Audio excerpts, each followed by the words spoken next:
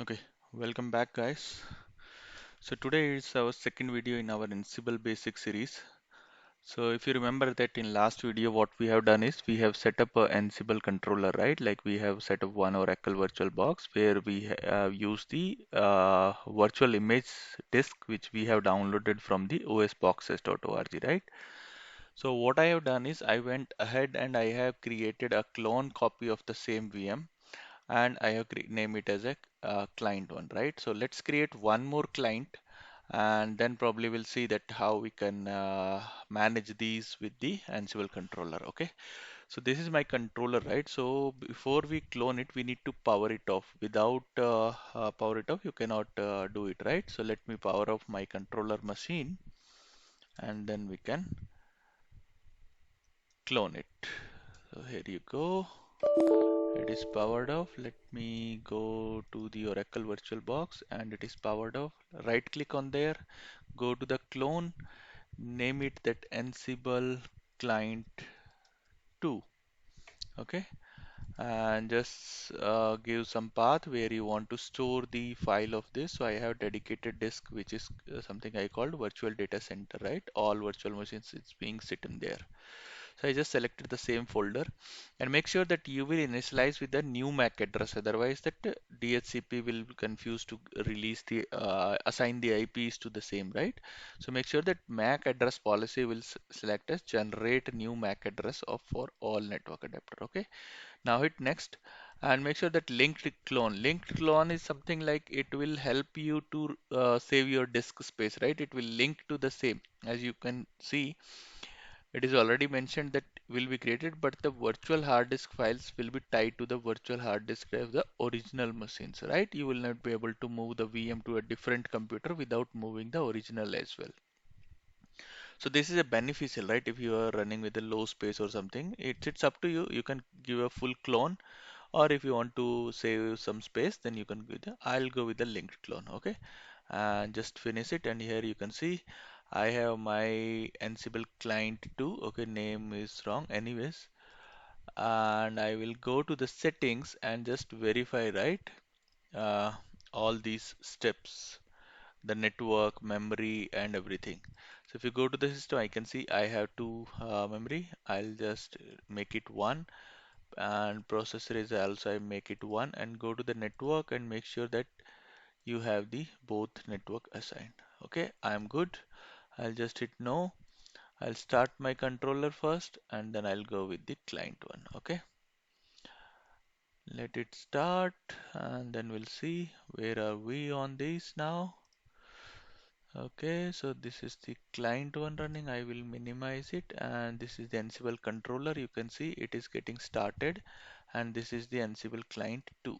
Okay, let it come up and then we'll log in. And since I have cloned the controller, right? So maybe it will get the same VM name as the controller, right? So we need to reset the host name for the client 2, and we need to fetch the IP, and then probably we can log in via putty, like the way we have logged on this, right?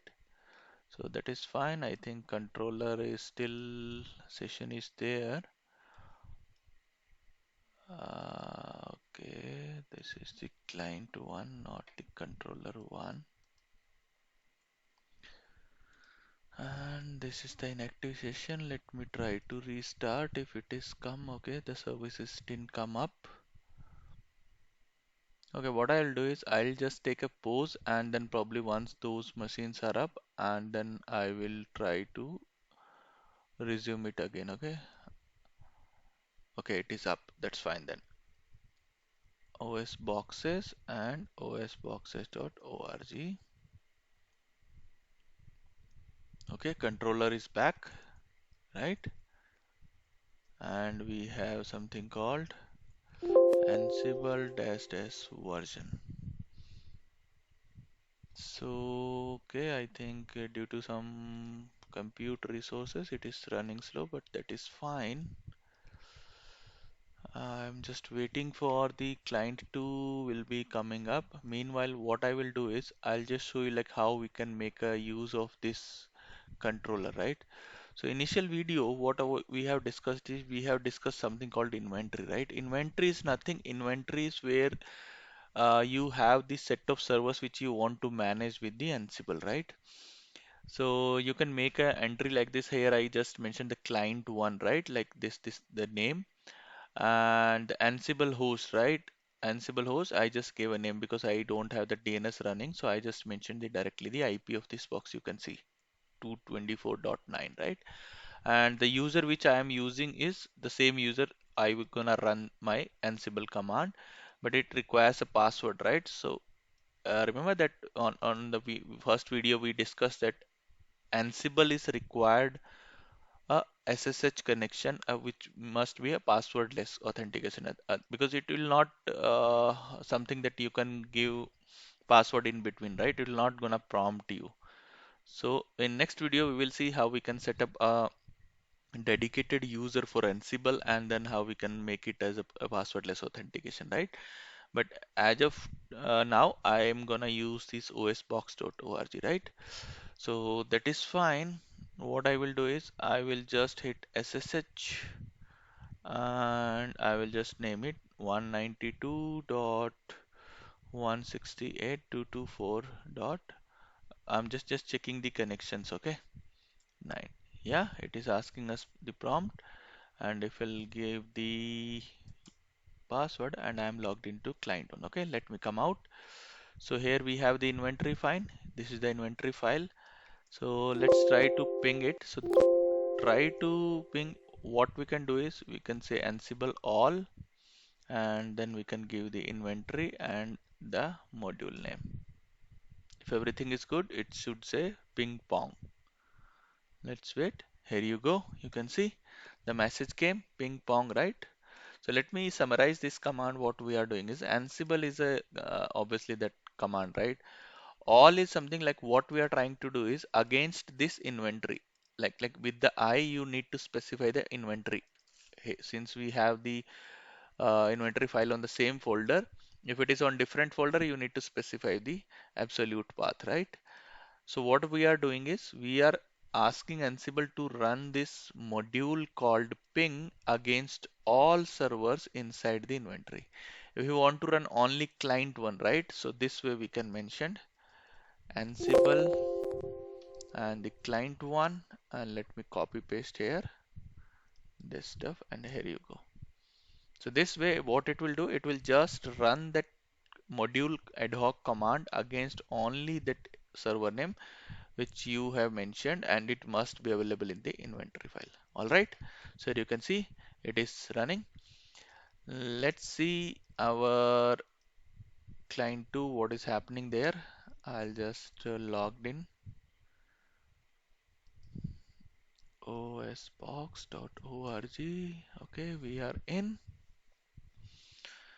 and we need to see the IP so that we can connect from the putty, right? So going forward it will be easy to work with the putty. Let me do one thing by the time. I think it will gonna assign the 10 IP because 9 was already assigned to that. So what I will do is I'll just make a entry.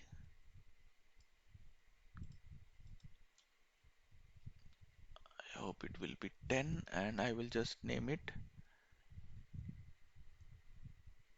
Ansible client 2. Okay, and I'll just save it. Client 2. Okay, fine. It is up now. Let's see what the IP is assigned to this VM. There you go. I have started the terminal. It is slow because I know that I have three machines running and big machines running because there is one memory module I have kept it out, and for this also I think I have assigned only one CPU and one RAM, so obviously that is also. So here you can see it has assigned the 10 as expected, right? So what I will do is I'll just minimize it and I will connect it via putty. I'll just save it and I will open it. I will accept and I will log in with the OS Boxes user.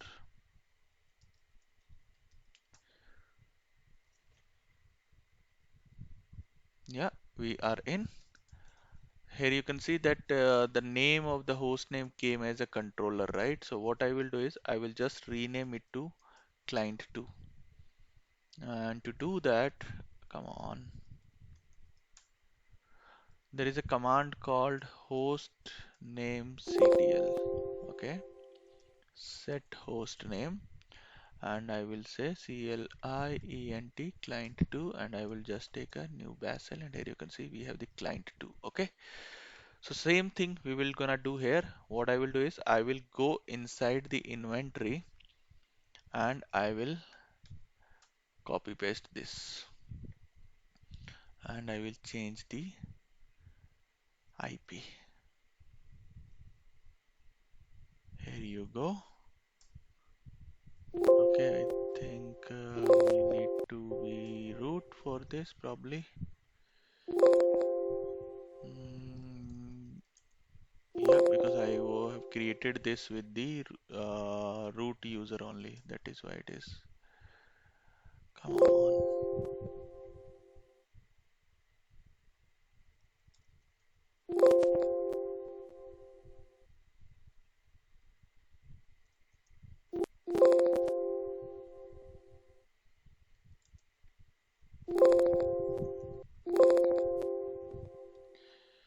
Okay, now it should be fine. I'll go 1YYP and I will change the IP from 9 to 10. Fine, I'll just save it and come out, and I will gonna run this against all. Uh-oh, there is a issue, right? What issue? We will see. If I'll run with the client 1, let's see what will happen. Client 1 is also not working, and client 2, no host matched. Okay, there is some issue, I think. Let me see. CLIENT 10. Yeah, that's absolutely fine. Let me check the connectivity first. 192.168.224.9. Okay, something happened to that VMs. It is not connecting. Let me see, what about 10? Yeah, 10 is connecting, fine. So I will run this one. Host patron. Okay, let's see what will happen there. 192 CLIENT, obviously, right? It should be 2. And this time if I'll work, it's a not reachable, right? But if I'll try to SSH, you can say it is reachable, right? So what is the issue, right? The issue is if you read the error, right, please add this host fingerprint to your known host file. If you remember, when we were trying to do on our client one, right, we have manually mentioned yes, and it has added the keys, right? But there is no key for this. So what you can do is either you can mention add the key manually the way we have done for the client one, or there is another way. There is a variable called ansible host underscore key underscore checking equal to false, right? Now what it will do is it will restrict Ansible to don't check the host key, right? Directly ping. Let's see if it is pinging now. Here you go. And if you check the non-host file, we don't have the key. Now it has added, obviously, right? Because we have just mentioned, right? Let's see if our client one came up.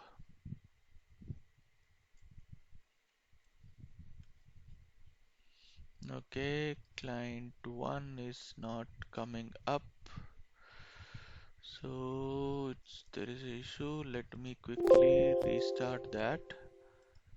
Ansible client, I will just simply stop, power off,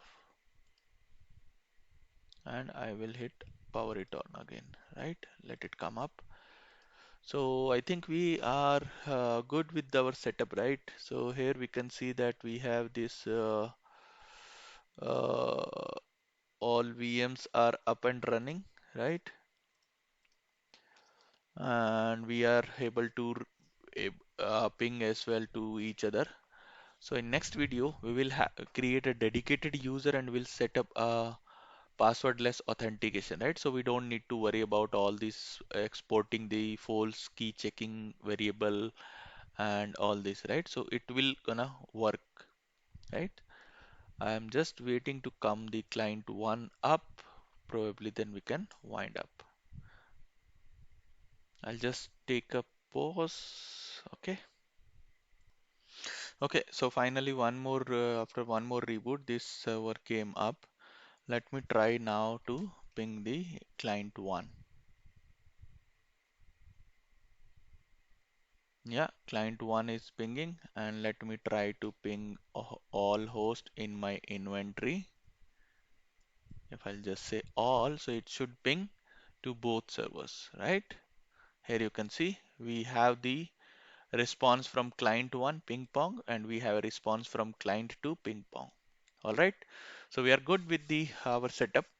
In next video, we will set up a local user and we'll set up the password authentication and we will discuss this inventory little bit in details. And if time permits, we will just discuss the syntax of YAML file. Okay, so I'll take a pause from today and stay tuned. Please subscribe my channel and share it with your friends and colleagues. And I'll meet you in next. Okay, thank you. Bye bye.